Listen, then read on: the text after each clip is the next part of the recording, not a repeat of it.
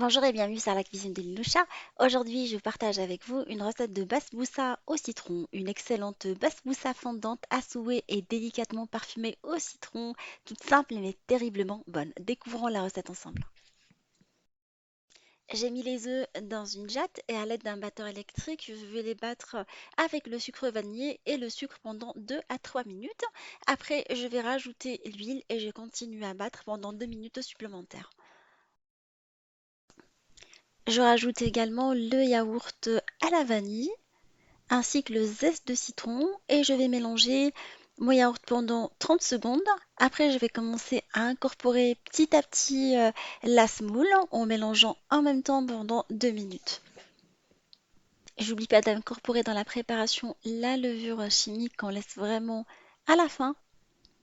Une fois qu'on obtient la bonne consistance, je vous laisserai les ingrédients exacts utilisés ainsi que la marque de la semoule, le renard.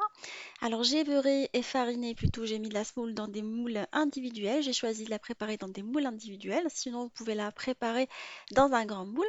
Je vais les remplir et les tasser un tout petit peu pour bien répartir la préparation. Alors je ne les remplis pas entièrement, je les remplis juste les deux tiers et je vais les faire cuire dans un four préchauffé à 180 pendant 20 minutes en surveillant la cuisson avec une lame de couteau qui doit se ressortir propre. Un petit détail, alors j'ai choisi de parsemer la moitié de la préparation, comme j'ai utilisé 8 moules, 4 moules, je vais les parsemer avec des amandes effilées et le reste je le laisse sans parsemer, je vous expliquerai pourquoi. Entre-temps, je vais préparer le sirop. Alors, je vais verser de l'eau et le sucre dans une casserole où j'ajoute le jus de citron et je vais laisser bouillir jusqu'à ce que le sirop épaississe légèrement. Ça m'a pris 10 minutes en mélangeant régulièrement. À la sortie du four, j'arrose ma basboussa, ou plutôt je vais la badigeonner avec le sirop bien chaud et je vais la laisser vraiment bien absorber le sirop, refroidir quelques heures. Pour moi, le lendemain, elle est encore toujours meilleure. Je vais décorer la moitié réservée des basboussas, l'autre moitié avec de la noix de coco râpée, comme ça va me faire un joli plateau.